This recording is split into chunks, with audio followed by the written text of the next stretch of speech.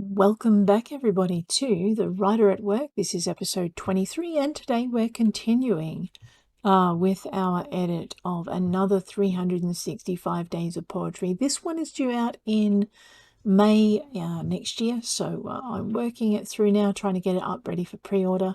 Hopefully by the time you see this, or it'll be somewhat close to being uploaded, but it is done and ready.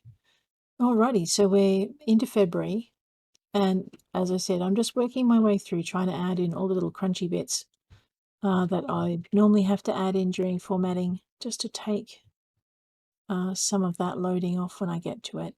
I've noticed too that I need to add in a double space in between verses of poetry as well. Otherwise, some of the engines that turn the book into ebooks won't have any spacing between the verses. And they're kind of designed because poetry is visual as well as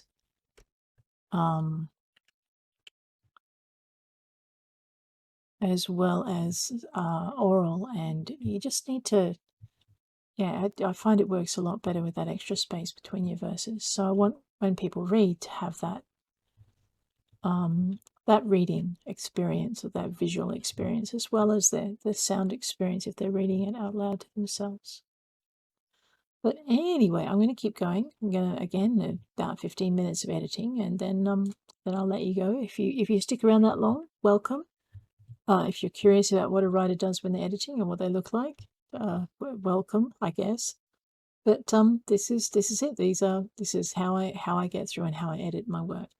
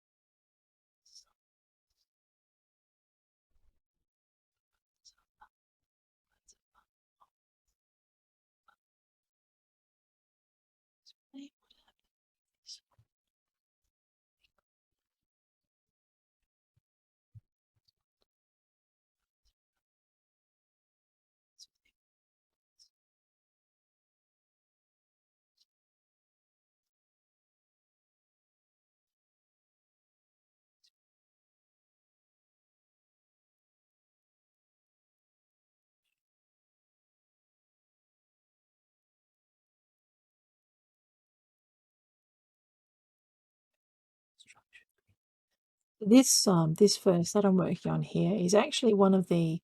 It's written from the point of view of someone who lives in the Lunar Wolves universe. As they look back on the history of what happened to Earth in that universe, because when I write poetry, I like to try and imagine what it would be like if someone else was writing it from another time. All right, this video stops abruptly. You'll know it's because I had a power out. Okay. Those words let's return. Now that we can breathe, it's out, and the world no longer bends. Because no matter how far we roam, how many suns we see, this old world will remain. This old world will remain a hope and needs an apology. A sorry said indeed stop words as we come back to make repairs, and to repopulate it with the species in our care. For our ancestors took with them the seeds of its rebirth, and that is our responsibility to this old world we once called Earth. Okay.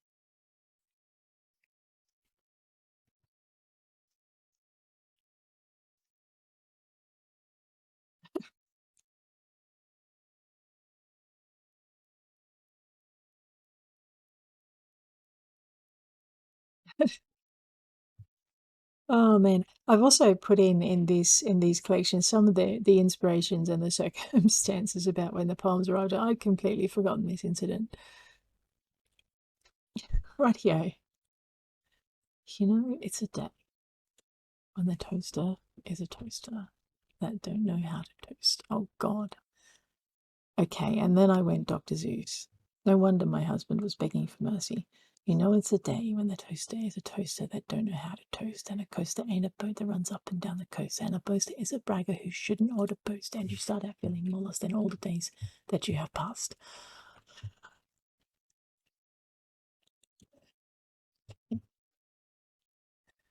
But your day will seem brighter. Yeah, it's definitely taken some inspiration from Dr. Zeus, I think. When the toaster just don't burn the second quicker toast. And when you lift your eyes and see the sky above you host cloud islands in the blue that promise rain when needed most, and the folk around you offer company just because you're looking lost. Oh, cool. I don't know what goes on inside my head, seriously. But that's not too bad. A result. Oh dear.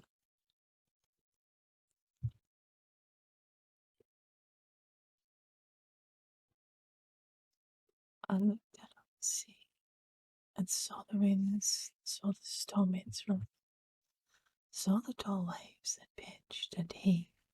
Enough, enough, I thought, and begged the wind to stop, begged the waves to gentle, prayed for the ship to come. As that should. Okay, it's a cinquain. It's a garland. No, no, no. It's a crown.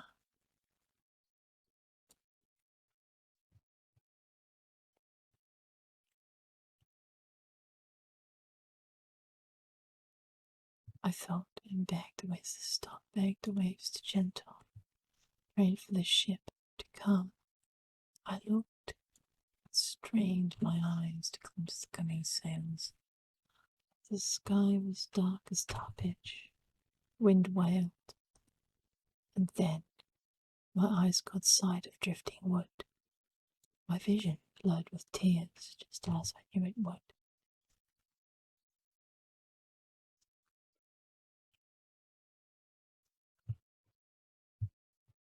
The ship was shattered, gone, timber spread upon the tide, but not a body could I see wave wide. I searched, scanning the debris. Oops.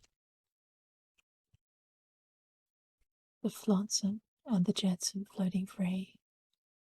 And then a flash, a splash, a song upon the waves, and each one breathing hard through the seas the mermaids came,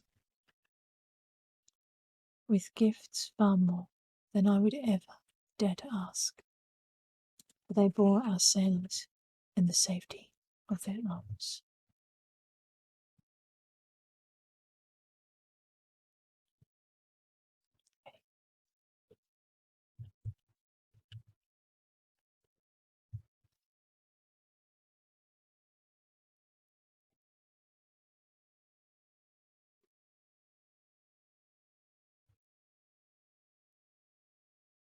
The shores of the swarming swamp the trollman came and saw, livid, boiling waters looking like hell's maw. In armour made of dragon hide, he came and contemplated the way the waters boiled and shook, until his curiosity was sated. The smiling swamp, a beast untamed, a wild land no one controlled. The troll knight stretched, his mind made up. He'd never wanted to grow old. He stood upon the shore and roared, his voice a rolling challenge that echoed through the swampy sward, foreshadowing the trollman's war for a land to be avenged.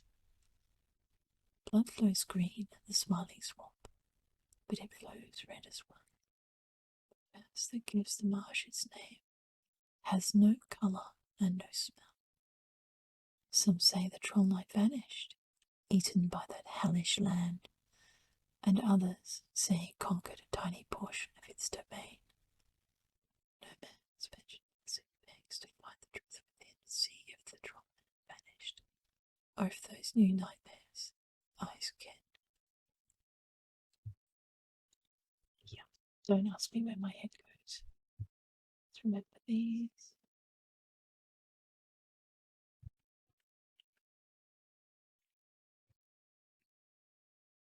Oh, Dad's remains of living past, dreamlight, just swiftly dreamlight.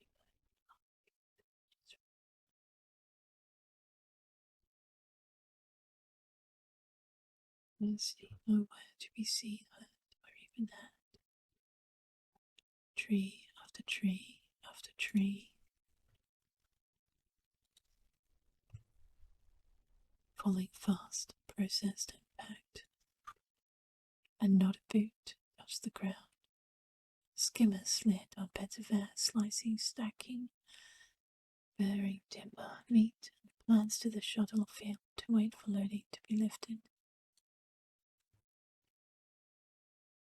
Away to the air, leaving behind a world stripped mine, its bounty stolen, naked starward by thieves, unscrupulous as distant suns. Their hearts warmed by profit, their hearts shuttered, tight closed,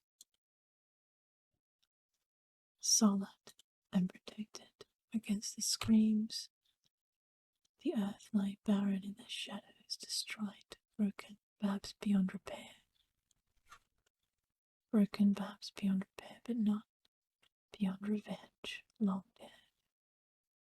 Hired hunters track their prey, angels avenging those left behind who try to discover, wait to find the wicked landholder.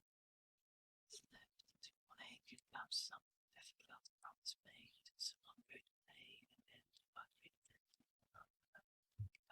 pixies harvest to the